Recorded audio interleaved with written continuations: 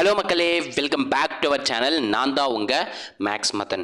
இந்த வீடியோவில் என்ன பார்க்க போகிறோம்னா, ரீசனிங்லேருந்து ஒரு டாபிக் பார்க்க போகிறோம். என்ன சார் டாபிக் அப்படின்னு கேட்டிங்கன்னா, ஆல்ஃபா நியூமெரிக் அப்படின்ற டாபிக், ஆல்ஃபா நியூமெரிக் சீரிஸ் அப்படின்ற டாப்பிக்கில் இருந்தால் கொஸ்டின்ஸ் கொண்டு வந்திருக்கேன். இந்த வீடியோவில் ஃபுல் அண்ட் ஃபுல் பார்க்க போகிறது பார்த்தீங்கன்னா 2012 டில் டேட் வரைக்கும் கேட்ட ஆல்ஃபா நியூமெரிக் சீரிஸோட வீடியோஸ் தான் பார்க்க போகிறோம். ஸோ வாங்க டைரெக்டாக வீடியோக்குள்ளே போயிடலாம். ரொம்பவே சிம்பிள் தான், பேசிக்கான கான்செப்ட் தான் இருக்கும். என்ன கொடுத்துருக்காங்க பாருங்கள் இந்த கொஸ்டினில், 4p plus s or q p as a3 question mark 7 c greater than z percentage 6 d and q at 1 என்ற தொடரில் அப்படின்ற ஒரு சீரிஸ் கொடுத்துட்டு, என்ற தொடரில் 16வது உறுப்பிற்கு இடது புறம் உள்ள 7வது உறுப்பு என்னன்னு கேட்டிருக்காங்க. which is the 7th to the left of 16th element from the left in the above series. நல்லா நோட் பண்ணுங்க, தமிழில் ஒரே ஒரு வேர்டை மிஸ் பண்ணிட்டாங்க. இங்கே பாருங்க, அவங்க 16th from leftன்னு சொல்லியிருக்காங்க இங்கிலீஷில், பட் தமிழில் அதை சொல்லவே இல்லை. இடது புறம் உள்ள 7வது உறுப்பு அப்படின்ற மாதிரி தான் நமக்கு சொல்லியிருக்காங்க.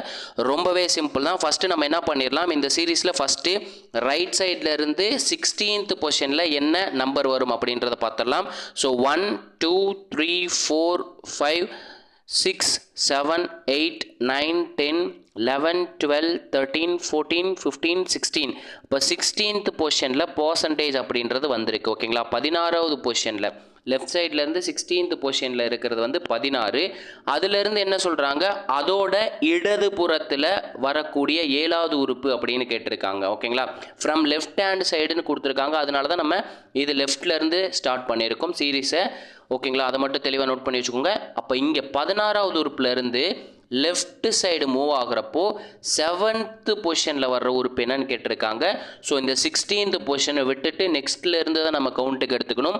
ஸோ இசட்டுங்கிறது 1, கிரேட்டர் தென்னுங்கிறது 2, சிங்கிறது 3, 7ங்கிறது 4, கொஷின் மார்க்குங்கிறது 5, 3ங்கிறது 6, ஏ அப்படின்றது பார்த்தீங்கன்னா 7th டேர்மாக இருக்குது. ஓகேங்களா, அப்போது ஃபஸ்ட்டு லெஃப்ட் சைடில் இருந்து 16வது உறுப்பு போகிறோம். அந்த 16வது உறுப்பில் இருந்து அந்த 16வது உறுப்புக்கு லெஃப்ட் சைடில் 7வது உறுப்பு என்ன அப்படின்னு கேட்டிருக்காங்க. அப்போ 7வது உறுப்பு என்னன்னு கிடச்சிருக்கு, நமக்கு ஏ அப்படின்றது கிடச்சிருக்கு. புரியுதுங்களா, ஏ அப்படின்றது கிடச்சிருக்கு. ஃப்ரம் லெஃப்டில் இருந்து 16th பொசிஷன் போகிறோம்.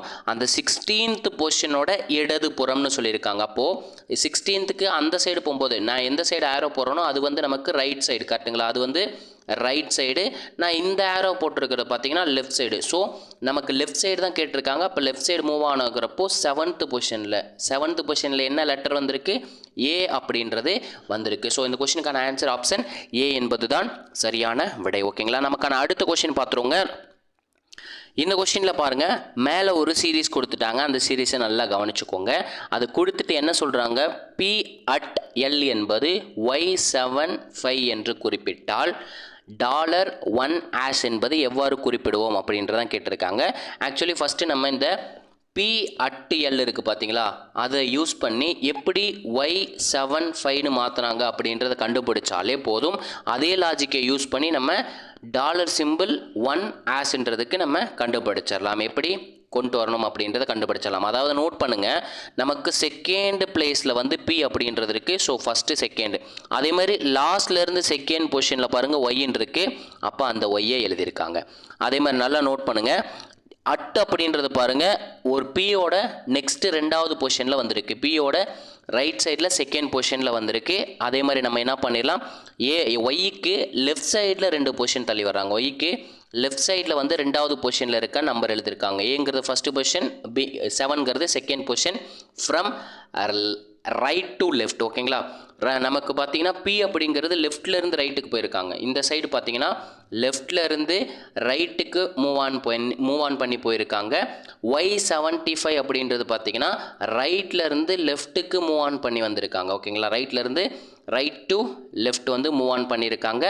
எந்த ஆர்டரில் ஃபாலோ பண்ணியிருக்காங்களோ, அதாவது செகண்ட் பொசிஷனில் பி எடுத்தோம்னா அப்போ கடைசியிலேருந்து செகண்ட் பொசிஷனை ஒய் எடுத்திருக்காங்க. அதே மாதிரி ஃபஸ்ட்லேருந்து 4th பொசிஷனில் அட் எடுத்தாங்கன்னா ரைட் சைடும் பாருங்கள், ஃபஸ்ட்லேருந்து 4th பொசிஷனில் 7 அப்படின்ட்டு வந்திருக்கு. அதே மாதிரி ஃப்ரம் லெஃப்டில் இருந்து பார்த்தீங்கன்னா எல் அப்படின்றது எத்தனாவது பொசிஷனில் இருக்குது பாருங்கள், 1 2 3 4 5 6 7th பொசிஷனில் எல் அப்படின்றது இருக்குது. அதே மாதிரி இந்த 5 என்னவா கொடுத்துருப்பாங்க, ரைட்டில் இருந்து லெஃப்ட் சைடு வரும்போது 7th பொசிஷனில் என்ன வருதுன்னு பாருங்களேன். 4ங்கிறது 1 2 3 4 5 6 7 7th பொசிஷனில் என்ன வந்திருக்கு, 5 அப்படின்றது வந்திருக்கு. அப்போது லெஃப்ட் சைடில் என்ன சீரீஸ் ஃபாலோ பண்ணியிருக்காங்களோ அதே தான் ரைட் சைடில் இருந்தும் நமக்கு ஃபாலோ பண்ணியிருக்காங்க. ஸோ நமக்கு அட்டுன்றது பாருங்கள் ஃப்ரம் லெஃப்டில் இருந்து எத்தனாவது பொசிஷனில் இருக்குன்னு 1 2 3 4 5 6th பொசிஷனில் அட்டு அப்படின்றது இருக்குங்களா. அதே மாதிரி ரைட்டில் இருந்து லெஃப்டில் மூவ் ஆன் ஆகிறப்போ 6th பொசிஷனில் என்ன வேல்யூ வருது, என்ன வரும் அப்படின்றத பார்த்துருங்க. 1 2 3 4 5 6. அப்போ 6th பொசிஷனில் என்ன வருது, ஃப்ரம் ரைட் டு லெஃப்டில் நமக்கு எஃப் அப்படின்றது வருது. அப்போ எஃப் அப்படின்றது வர்றப்போ நமக்கு 2 ஆப்ஷன் காலி, ஆப்ஷன் ஏ காலி, ஆப்ஷன் டி காலி. நெக்ஸ்ட் என்ன கொடுத்துருக்காங்க, 1 அப்படின்றது கொடுத்துருக்காங்களா. 1ன்றது லெஃப்டில் இருந்து ரைட் மூவ் ஆன் ஆகிறப்போ எத்தனாவது பொசிஷன் வருது அப்படின்றத பாருங்கள். லெஃப்ட்லேருந்து ரைட் மூவ் ஆன் ஆகிறப்போ 1ன்றது எத்தனாவது பொசிஷன் பாருங்கள். அதாவது டாலருங்கிறது 6வது பொசிஷன். அப்போ எல் 7 பி 8 1 9. அப்போ 1ன்றது பார்த்தீங்கன்னா 9வது பொசிஷனில் இருக்குங்களா. அதே மாதிரி நம்ம என்ன பண்ணணும், நம்ம 1 கண்டுபிடிச்ச மாதிரியே ஃப்ரம் ரைட்டில் இருந்து ரைட் சைடில் இருந்து லெஃப்ட் சைடு மூவ் ஆகும்போது 9th பொசிஷனில் என்ன சிம்பிளோ ஆர் நம்பரோ ஆர் லெட்டர் வருதோ அப்படின்றத செக் பண்ணிடுங்க. அப்போது 6th பொசிஷனில் பார்த்தீங்கன்னா எஃப் அப்படின்றதுக்கு 7ங்கிறது 5 8 அப்படின்றது ஒரு சிம்பிள் கொடுத்துருக்காங்க. 9th பொசிஷனில் என்ன சிம்பிள் கொடுத்துருக்காங்க, 9th பொசிஷனில் பார்த்தீங்கன்னா டாட் அப்படின்றது கொடுத்துருக்காங்க. அப்போ நமக்கான ஆன்சர் வந்து டைரெக்டாக ஃபிக்ஸ் ஆகிடுச்சு. ஆப்ஷன் சி அப்படின்றது தெளிவாக தெரிஞ்சிருச்சு. ஓகேங்களா, சி அப்படின்றது தெளிவாக தெரிஞ்சிருச்சு. ஸோ கொஷினை வந்து கம்ப்ளீட் பண்ணிடலாம். அதே மாதிரி நமக்கு என்ன சொல்லியிருக்காங்க, ஆஷ் அப்படின்றது கொடுத்துருக்காங்களா. ஆஷ்ன்றது பார்த்தீங்கன்னா ஃப்ரம் லெஃப்டில் இருந்து ரைட்டு, இடதுபுறத்துலேருந்து வலதுபுறம் போகிறப்போ ஆஷ் அப்படின்றது எத்தனாவது பொசிஷனில் இருக்குன்னு பாருங்கள். 1ங்கிறது பார்த்தீங்கன்னா 9th பொசிஷன், V10 ஆஷுங்கிறது 11. அப்போ 11th பொசிஷனில் வந்திருக்கு ஃப்ரம் லெஃப்ட் டு ரைட். அதே மாதிரி நம்ம என்ன பண்ணணும், ரைட்லேருந்து லெஃப்ட் வர்றப்போ 11வது பொசிஷனில் என்ன வரும் அப்படின்றத செக் பண்ணாலே நமக்கான ஆன்சர் கிடச்சிரும். அப்போது 9th பொசிஷனில் டாட் இருக்குது, 10th பொசிஷனில் காப்பிரைட் சிம்பிள், 11th பொசிஷனில் அப்போ என்ன கிடச்சிருக்கு 3 அப்படின்றது கிடைக்கும். அப்போ இந்த கொஷினுக்கான ஆன்சர் என்ன, F.3 என்பது தான் இந்த கொஷினுக்கான ஆன்சர். புரிஞ்சுங்களா. அப்போ லாஜிக் எப்படி யூஸ் பண்ணியிருக்காங்க, நமக்கு ஃபஸ்ட்டு கொடுத்துருக்க சீரீஸ் பார்த்தீங்கன்னா லெஃப்டில் இருந்து ரைட்டுக்கு மூவ் ஆன் பண்ணியிருக்காங்க. ஓகேங்களா, லெஃப்ட்லேருந்து ரைட்டுக்கு மூவ் ஆன் பண்ணியிருக்காங்க.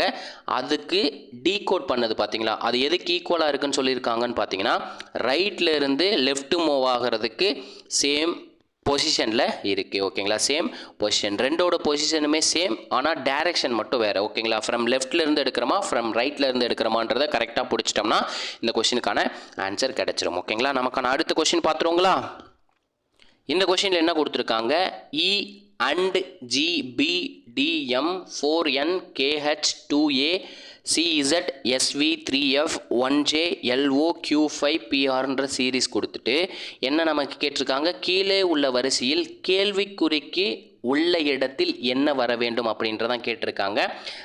கீழே என்னென்ன கொடுத்துருக்காங்க பாருங்கள், GDR PMP T45 அப்படின்றது கொடுத்துருக்காங்க. ஓகேங்களா, இதெல்லாம் என்ன லாஜிக்கில் அமைஞ்சிருக்கு அப்படின்றத செக் பண்ணி கொஷின் மார்க் இருக்க இடத்துல அதே லாஜிக்கை யூஸ் பண்ணி என்ன வரும்ன்றதை கண்டுபிடிச்சிடலாம். ஓகேங்களா, நல்லா நோட் பண்ணுங்கள். ஜீன்றது பாருங்கள் எந்த இடத்துல இருக்குது, 3rd பொசிஷனில் இருக்குது. ஒரு லெட்டர் விட்டுட்டு அடுத்த லெட்டரில் டி வந்திருக்கு. ஓகேங்களா, ஒரு லெட்டர் விட்டுட்டு அடுத்த லெட்டரில் டி வந்திருக்கு. அதே இதுக்கு கடைசி நம்பரான ஆறுன்ற லெட்டர் வந்து 3rd லெட்டராக போட்டிருக்காங்க. அப்போது ஜி ஃப்ரம் லெஃப்ட்லேருந்து 3rd, டீங்கிறது ஒரு நம்பர் விட்டு ஒரு லெட்டர் விட்டு அடுத்த லெட்டருக்கு எடுத்திருக்காங்க. கடைசி லெட்டர் பார்த்தீங்கன்னா கடைசியில் ஃபஸ்ட் வேர்டாக எடுத்திருக்காங்க. இதே மாதிரி நெக்ஸ்ட் சீரீஸ்க்கு பாருங்கள், ஜிக்கு அப்புறம் வர லெட்டர் என்ன, பி. பிக்கு அப்புறம் என்ன பண்ணியிருக்காங்க, டியை விட்டுட்டு எம்னு எடுத்திருக்காங்க. ஸோ இது செகண்ட் சீரீஸ்னால லாஸ்ட்லேருந்து செகண்ட் லெட்டர் எடுத்திருக்காங்க. ஓகேங்களா, செகண்ட் சீரீஸ்ன்றப்போ செகண்டில் லாஸ்ட்டில் இருக்குது, லாஸ்ட்லேருந்து செகண்டு லெட்டர் எடுத்திருக்காங்க. அதே மாதிரி நம்ம பி வந்துட்டோங்களா, ஜி பி முடிஞ்சு. நெக்ஸ்ட்டு என்ன லெட்டர் வருது, பிக்கு அப்புறம் டி அப்படின்ற லெட்டர் வருது. டிக்கு நெக்ஸ்ட் என்ன லெட்டர் கொடுத்துருக்காங்க பார்த்தீங்கன்னா 4 கொடுத்துருக்காங்க. அப்போ என்ன லாஜிக் ஃபாலோ பண்ணியிருக்காங்க, ஒரு லெட்டர் விட்டு அடுத்த லெட்டர் ஃபாலோ பண்ணியிருக்காங்க. இது தேர்டு சீரீஸ் அப்படின்றனால கடைசியிலிருந்து தேர்டு பொசிஷனில் என்ன நம்பர் வருதோ அதை நமக்கு லாஸ்ட் லெட்டராகவோ நம்பராகவோ பிளேஸ் பண்ணியிருக்காங்க. அப்போ நம்ம என்ன பண்ணணும், டிக்கு அப்புறம் என்ன லெட்டர் வருதுன்னு பாருங்களேன். கடைசியாக ஜி பி டின்னு முடிஞ்சிருக்கு. அப்போ நெக்ஸ்ட் என்ன வரணும், எம் அப்படின்றது வரணும். கரெக்டுங்களா, எம் அப்படின்றது வரணும். நமக்கு சென்டரில் வரப்போகிற லெட்டரோ நம்பரோ என்ன லாஜிக்கு, ஒரு நம்பர் விட்டுட்டு ஒரு பிளேஸ் விட்டுட்டு அடுத்த பிளேஸில் இருக்கிற லெட்டரையோ நம்பரையோ எடுத்துக்கணும். அப்போ ஒரு பிளேஸில் இருக்கிற 4 விட்டுட்டு நெக்ஸ்ட் வர்ற லெட்டர் என் எடுக்க போகிறோம். நமக்கு ஃபஸ்ட்டு லெட்டர், அதாவது லாஸ்ட் லெட்டர் பார்த்தீங்கன்னா கடைசியிலேருந்து ஃபஸ்ட்டு செகண்டு தேர்டுன்னு வந்திருக்கு. அப்போ நம்ம கேட்ட கொஷனுக்கு என்ன பண்ணணும், கடைசியிலேருந்து 4th வேர்டு எடுத்துக்கணும். 4th வேர்டுங்கிறது என்ன, கியூ அப்படின்றது இருக்குது. அப்போ இந்த கொஷனுக்கான ஆன்சர் என்ன, MNQ என்பது தான் இந்த கொஷனுக்கான ஆன்சர். ஓகேங்களா, MNQ அப்படின்றத இந்த கொஷனுக்கான ஆன்சர். ஸோ நோட் பண்ணி வச்சுக்கோங்க, ரொம்பவே ஈஸியாக தான் இருக்குது. ஓகேங்களா, புரிஞ்சுக்கிட்டால் ரொம்ப சிம்பிளாக இருக்கும். உங்கள் ஃப்ரெண்ட்ஸுக்கும் இந்த வீடியோ பிடிச்சிருந்துச்சுன்னா ஷேர் பண்ணுங்கள். நம்ம சேனலை இப்போ தான் ஃபஸ்ட் டைம் பார்த்துட்டு இருக்கீங்கன்னா சப்ஸ்கிரைப் பண்ணிட்டு பெல் பட்டன் கிளிக் பண்ணி வச்சுக்கோங்க. இந்த மாதிரி சீரிஸ் வந்து ரீசெண்டாகவும் கேட்டுக்கிட்டு இருக்காங்க. ஸோ லாஜிக் என்ன அப்படின்றத தெரிஞ்சுக்கிட்டிங்கனாலே போதும், ஈஸியாக நம்ம ஆன்சரை கண்டுபிடிச்சலாம். ஓகேங்களா, நமக்கான அடுத்த கொஸ்டின் பார்த்துருவோங்க. இந்த கொஸ்டினில் பாருங்கள் என்ன கேட்டிருக்காங்க, மேலே ஒரு சீரீஸ் கொடுத்துருக்காங்க, அந்த சீரீஸை நோட் பண்ணிக்கோங்க. நமக்கு என்ன கொஸ்டின் கேட்டிருக்காங்க பாருங்களேன், மேலே உள்ள தொடரில் உள்ள உறுப்புகளில், அப்போது ஒரு டேம் இருக்குன்னு சொல்லியிருக்காங்க. ஸோ உறுப்புன்னு எடுத்துக்கிறேன். ஓகேங்களா, நெக்ஸ்ட் என்ன சொல்லியிருக்காங்க, அந்த உறுப்புக்கு முன்னால் ஒரு உயிரெழுத்தும், இந்த உறுப்புக்கு முன்னாடி ஒரு உயிரெழுத்துன்னு சொல்லியிருக்காங்க. இங்கிலீஷில் நமக்கு உயிரெழுத்து, இங்கிலீஷ் ஆல்ஃபபெட்டிக்கல் ஆர்டரில் உயிரெழுத்துங்கிறது என்ன, AEIOU அப்படின்ற வேர்டு வந்திருக்கணும்னு சொல்லியிருக்காங்க. நெக்ஸ்ட் என்ன சொல்லியிருக்காங்க, அந்த உறுப்பை தொடர்ந்துனா அதுக்கு நெக்ஸ்ட்டு வரப்போகிறது பார்த்தீங்கன்னா ஒரு நம்பராக இருக்கணும்னு சொல்லியிருக்காங்க. ஓகேங்களா, ஒரு எண்ணும் வரக்கூடிய மெய்யெழுத்துக்களின் எண்ணிக்கை, அதாவது இந்த ஒரு உறுப்புன்றது பார்த்தீங்கன்னா மெய்யெழுத்துன்னு சொல்கிறாங்க. ஓகேங்களா, வரக்கூடிய மெய்யெழுத்துக்களின் எண்ணிக்கையை காண்கன்னு சொல்லியிருக்காங்க. அப்போ நமக்கு இதுக்கு என்ன ஆர்டரு, உயிரெழுத்து, அதை தொடர்ந்து வந்து உறுப்பு வந்திருக்கணும், அதாவது கான்சனன்ட் வந்திருக்கணும், அதாவது உயிரெழுத்து அல்லாத வேர்டு வந்திருக்கணும், அந்த உயிரெழுத்து அல்லாத வேர்டை தொடர்ந்து நமக்கு ஒரு நம்பர் வந்திருக்கணும். அந்த மாதிரி இதில் எத்தனை நம்பர் ஆஃப் பேர் வந்து அமைஞ்சிருக்குன்னு கேட்டிருக்காங்க. நமக்கு நல்லா நோட் பண்ணுங்க, AEIOUன்றதா நமக்கு வவ்வல்ஸ். பார்த்தீங்கன்னா ஃபர்ஸ்ட் எடுத்தோடனே வவ்வல் வந்து இ இருக்குது, ஆனால் அதை தொடர்ந்து என்ன சிம்பிள் வந்துருச்சு. ஸோ இதை கன்சிடர் பண்ண முடியாது. நமக்கு என்ன சொல்லியிருக்காங்க, உயிரெழுத்து AEIOUல இருந்து ஒன்று இருக்கணும். நெக்ஸ்ட் அதை தொடர்ந்து என்ன வரணும், ஆல்ஃபபெட்டிக்கல் ஆர்டரில் இந்த 5 லெட்டரை தவிர பேலன்ஸ் இருக்க லெட்டர் வரணும், அதாவது கான்சனன்ட்னு சொல்லுவாங்க, தமிழில் மெய்யெழுத்துன்னு சொல்லியிருக்காங்க. அதை தொடர்ந்து என்ன வரணும், ஒரு நம்பர் வரணும். இங்கே 2 கண்டிஷனுமே கேன்சல் ஆயிடுச்சு. ஃபஸ்ட்டு எடுத்தோடனே நமக்கு உயிரெழுத்து வந்துருச்சு, ஆனால் நெக்ஸ்ட் இதில் கான்சனன்ட் வராமல் சிம்பிள் வந்திருக்கு, அதை தொடர்ந்து வந்து நமக்கு நம்பர் வரல. ஓகே, நெக்ஸ்ட்டு எங்கே அதாவது எங்கே வவ்வல்ஸ் இருக்குன்னு பாருங்கள். இங்கே பார்த்தீங்கன்னா நெக்ஸ்ட்டு ஏன்றது வவ்வலாக வந்திருக்கு, அதை தொடர்ந்து பாருங்களேன் கேன்ற கான்சனன்ட், கேன்ற மெய்யெழுத்து வந்திருக்கு, அதை தொடர்ந்து பார்த்தீங்கன்னா ஒரு நம்பர் வந்திருக்கு. அப்போது நமக்கு ஒரு பேர் வந்து கிடச்சிருச்சு.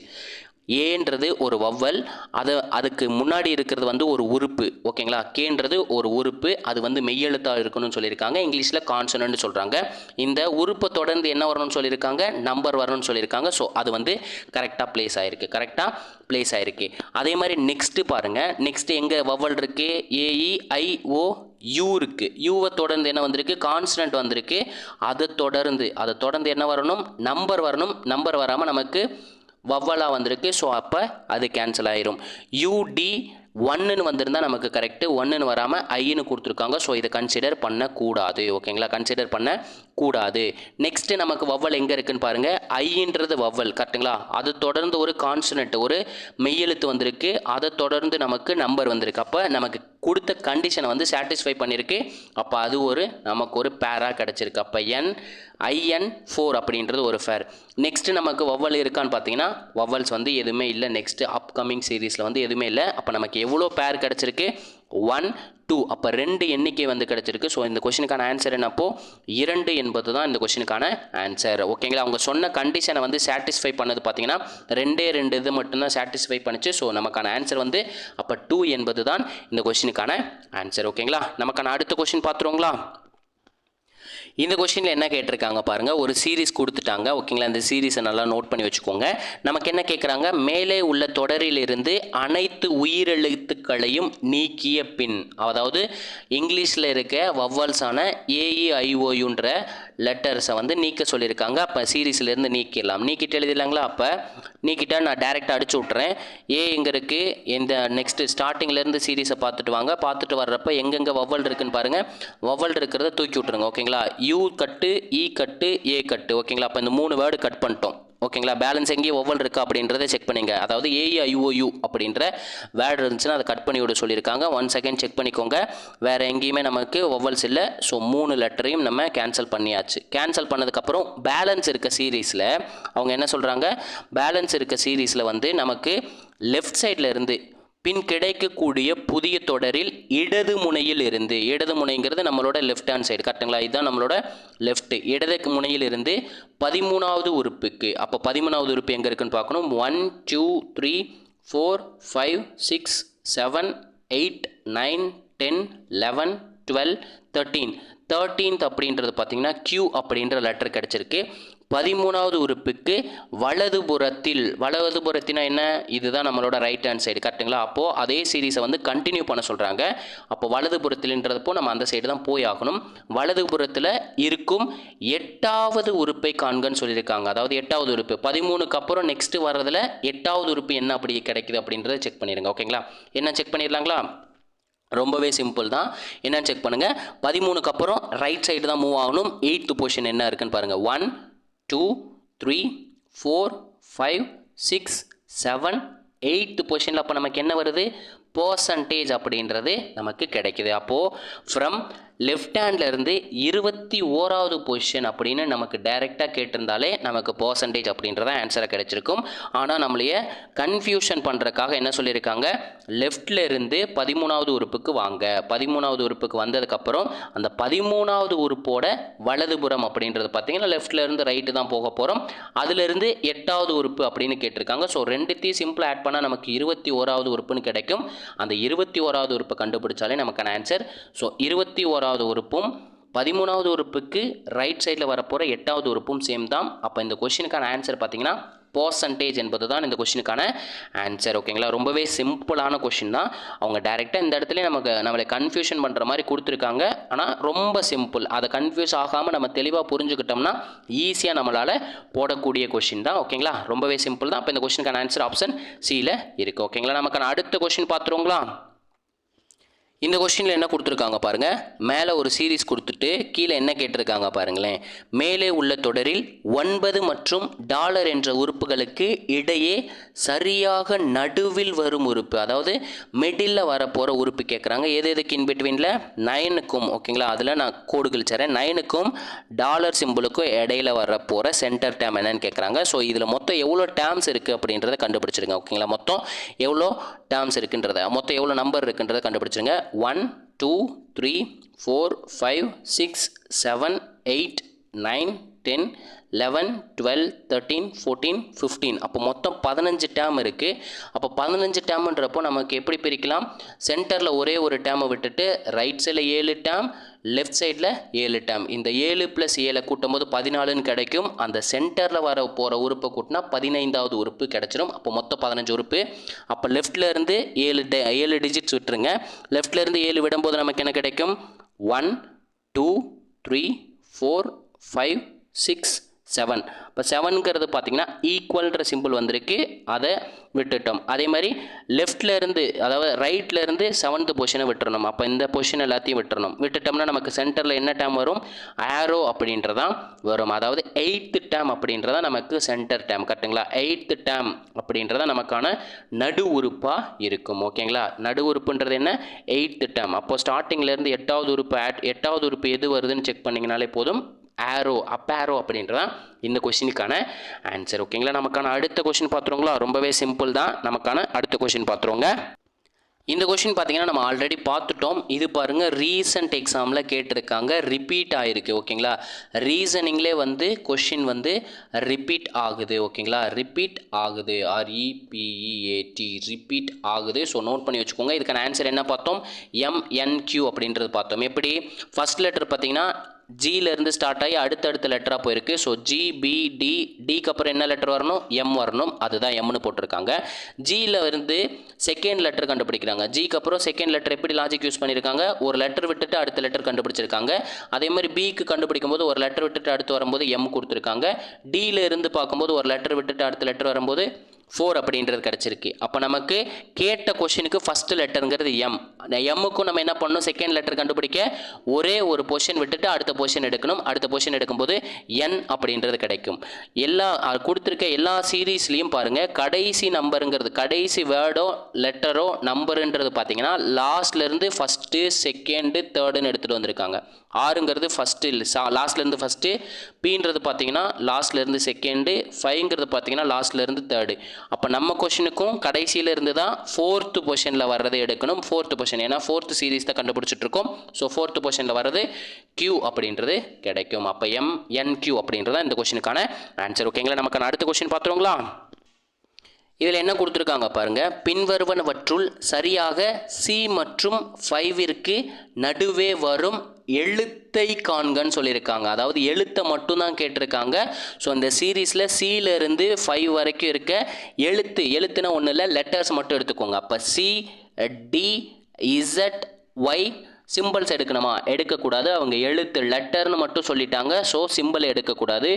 பி நம்பர் எடுக்கணுமா அப்படின்னு கேட்டிங்கன்னா நம்பரும் எடுக்கக்கூடாது. ஏன்னா அவங்க எழுத்துன்னு கேட்டாங்க. கடைசியில் இந்த 5 மட்டும் எடுத்துக்கணும். ஏன்னா அவங்க 5ன்ற நம்பருக்கு நடுவில் கேட்டிருக்காங்க. ஸோ அந்த 5 மட்டும் எடுத்துக்கணும். மீதி எந்த நம்பரும் எந்த சிம்பிளும் எடுக்கக்கூடாது. எதுலேருந்து? ஃப்ரம் சியிலேருந்து 5 வரைக்கும். ஓகேங்களா? அப்போ பிக்கு அப்புறம் என்ன வரும்? MKS5 அப்படின்றதான் நமக்கான சீரீஸாக கிரியேட் பண்ணியிருக்கோம். கரெக்டுங்களா? அவங்க சொன்ன கண்டிஷன் படி நம்ம கிரியேட் பண்ணியிருக்கோம். இதில் சென்டர் டேம் கேட்குறாங்க. ஸோ மொத்தம் எத்தனை டேம் இருக்குன்னு எண்ணிடலாம். 1 2 3 4 5 6 7 8 9ன்றது இருக்குது. அப்போது நமக்கு சென்டர் டேமுங்கிறது என்ன? லெஃப்ட் சைடில் ஒரு 4 டேமையும் ரைட் சைடில் ஒரு 4 டேமையும் விட்டுட்டால் நமக்கு நடுவில் என்ன டேம் வரும்? 5வது டேம் மட்டும் வரும். அதுதான் நமக்கான சென்டர் டேமாக இருக்கும். ஸோ சென்டர் டேம் அப்படின்றது என்ன? பி அப்படின்றதான் ஆன்சர். இல்லைன்னா நம்ம என்ன பண்ணிடலாம், இங்கே மொத்தம் எத்தனை நம்பர் இருக்கோ அதை ஒன்றை கூட்டி 2ஆல் டிவைட் பண்ணிடுங்க. 2ஆல் டிவைட் பண்ணால் என்ன கிடைக்கும்? ஒன்று கூட்டும் போது 10ன்னு கிடைக்கும். 10 டிவைடட் பை 2 5ன்னு கிடைக்கும். ஸோ அந்த 5வது பொசிஷனில் வர நம்பர் தான் நமக்கு சென்டர் டேமாக இருக்கும். ஸோ 5வது பொசிஷனில் பார்த்தீங்கன்னா பி அப்படின்றதான் வந்திருக்கு. ஸோ இந்த கொஸ்டினுக்கான ஆன்சர் ஆப்ஷன் சி என்பது தான் சரியான விடை. ஓகேங்களா? இது வரைக்கும் பார்த்தீங்கன்னா ஆல்ஃபா நியூமெரிக் சீரீஸில் இவ்வளோ கொஷின்ஸ் தான் கேட்டிருக்காங்க. ஸோ ரீசெண்டாக 2 கொஷின் கேட்டிருக்காங்க. அதில் ஒரு கொஷின் பார்த்தீங்கன்னா ப்ரீவியஸ் இயரில் ஆல்ரெடி கேட்ட கொஷினே ரிப்பீட் ஆகிருக்கு. இந்த கொஷின் கேட்டிருக்காங்க இப்போது. ஸோ மறக்காமல் இந்த சீரீஸை ஃபுல் அண்ட் ஃபுல் பார்த்து வச்சுக்கோங்க. நம்ம வீடியோ பிடிச்சிருந்ததுன்னா நம்ம சேனலை சப்ஸ்கிரைப் பண்ணிட்டு பெல் பட்டனை கிளிக் பண்ணுங்கள். உங்கள் ஃப்ரெண்ட்ஸ் எல்லாருக்கும் ஷேர் பண்ணுங்கள். இந்த வீடியோக்கு அட்லீஸ்ட் ஒரு லைக் மட்டும் கொடுத்துட்டு கமெண்ட்டில் ஃபயர் சிம்பிள் கொடுத்துருங்க. இதே மாதிரி அடுத்த ஒரு ரீசனிங் வீடியோவுடன் சந்திக்கிறேன். அதுவரை உங்களிடமிருந்து விடைபெறுவது நான் உங்கள் மேக்ஸ் மதன். தேங்க்யூ.